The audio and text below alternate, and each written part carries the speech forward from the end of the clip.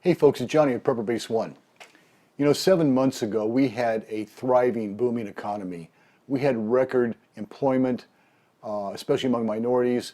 Things were just really going great for us. We were coming out of 8 years of flat economic development and things were booming, and then disaster hit. We had a virus from China that caused a pandemic. This caused massive government shutdowns of the economy, which has crippled the economy seriously, and it's on the verge of collapse. We've got 30 million Americans unemployed and lost their jobs through no fault of their own. The unemployment assistance is just about out, and Congress sits on their butts doing absolutely nothing. Their protection for eviction is about to expire, and when these people start getting put out in the streets with no income, no place to live, you can guarantee that the violence in the streets is going to increase any more than it is now. And we have record violence that we haven't seen like this in my lifetime anyway. We have massive crop failures around the world, especially in China and the United States, and we've got some looming food shortages coming. You add all this up and it's a perfect storm for disaster, and that's what we're entering into right now. A lot of people have asked me who have never prepped before, is it too late to start? They're panicked. They don't know what to do.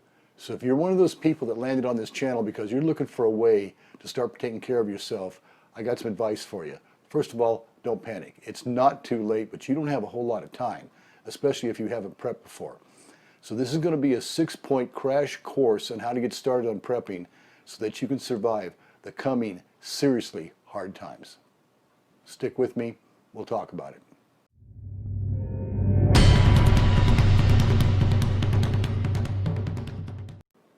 Okay, this is a quick 6-step crash course on how to get started on prepping, and it starts with your mental mindset. The first thing you need to do is accept the fact that this country is going through some seriously hard times that are going to get worse and worse. You are going to see violence like you've never seen before, and it could spill over into your neighborhood. We are going to have food shortages coming down the pike, but get your mental mindset to where you know you can survive it, you're going to survive it, and you're going to do the things you need to do to survive it, and you're going to come out on the other end just fine. Now this is going to require sacrifice on your part. It's going to require financial sacrifice. You're going to have to sacrifice perhaps luxuries that you've been used to for all your life. It's going to require emotional sacrifice. It's going to require sacrifice, but you need to make prepping your #1 priority because we are going to go through some seriously hard times. And if you're not prepared for it, you're not going to make it. Your next priority is going to be personal protection. First-time gun owner sales have skyrocketed recently because people are waking up to the fact that they have to take care of themselves because their local police department isn't allowed to or is just overwhelmed with what's going on. If you own a firearm, make sure you know how to use it efficiently and safely, and get training if you don't. Acquire as much ammunition as you can and be prepared to protect yourself, okay? If you don't own a firearm, you need to buy one. Right now, they're hard to come by in a lot of places. They're flying off the dealer's shelves, and you may not be able to get the firearm that you want, but some gun is better than no gun. And you really need to be able to protect yourself, because if you don't protect yourself, all you end up being is a supply room for somebody who's going to come and take your stuff, and probably hurt you in the meantime. Now your third priority is going to be water. You need to start stocking bottled water and find water containers designed for long-term storage at sporting goods stores or online at Amazon. In addition to that, every member of your family needs an individual water filter. Again, do your research. They're available on Amazon, but each member should have a individual water filter. Then you need to have a family water filter that'll do larger quantities of water. And the reason for this is that you can't rely on your tap water in some serious situations. The electric pumps that pump the water can fail in a grid down situation. There may not be a backup, plus your tap water could be contaminated either by accident or deliberately. So start storing water, get an individual filter for each family member, and get a family water filter. They're all available on Amazon. Now your next priority needs to be food. You need to start stocking up on long shelf life staples such as flour, rice, beans, canned goods. These things will last a long time and they're relatively inexpensive. Learn to start cooking them. Get you a $20 rice cooker off of Amazon. It'll also steam your vegetables. Get a bread baking machine from Goodwill. You can probably get one for $5 to $7. It's never been used, and learn to start using it.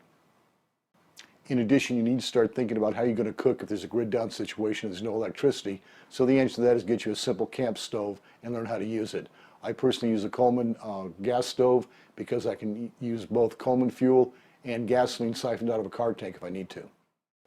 Now your next step is to get a good quality family trauma medical first aid kit. There's a lot of good quality ones out there. Do your research on YouTube. You'll find a lot of product reviews and get the one that'll help you and your family. You need to be able to handle things beyond your basic boo-boos. 9/11 may not be there. There's a lot of training available. You can do an American Red Cross first aid class and then move up from there. Dr. Bones and Nurse Amy are two well-established medical preppers, and on their website and their YouTube channel you can get a lot of really good training. Get the equipment, get trained. 911 may not, and in some cases probably won't, be there for you. In addition, you want to make sure that if you are taking medication for any serious illness or condition, you need to stock up on your meds. In a serious crisis situation, your medical supply of your meds may be terminated. Most of our medical stuff comes from China, so what you need to do is get with your doctor and see if he'll give you at least a 6-month prescription that you can stock up ahead of time. And if he won't do it, find a doctor who will. Because if you run out of medications, all your other preps aren't going to matter. So your next step, step 6, is enhance your knowledge. The first 5 steps I told you just barely get you started, and it's a crash course of things you need to do immediately. But you really have a lot more to learn. You need to get these 2 books if you don't have any references at all. The LDS Preparedness Manual is an encyclopedia of prepping that will show you the other things you need to do to fill in the holes for the first 5. You have a lot to learn and a lot of issues to understand. The second manual is the Survival Medicine Handbook. This is a great medical handbook to teach you things that you need to do to take care of yourself medically in case 9/11 can't come. So, both these books are available on Amazon. I highly recommend them as your first 2 prepper books to build a library, and they will get you started. You have a long way to go, but you can get there. So hopefully this crash course will get you started in prepping to take care of yourself in the coming hard times. And if you like this video, and if it did you some good, I'd appreciate the thumbs up.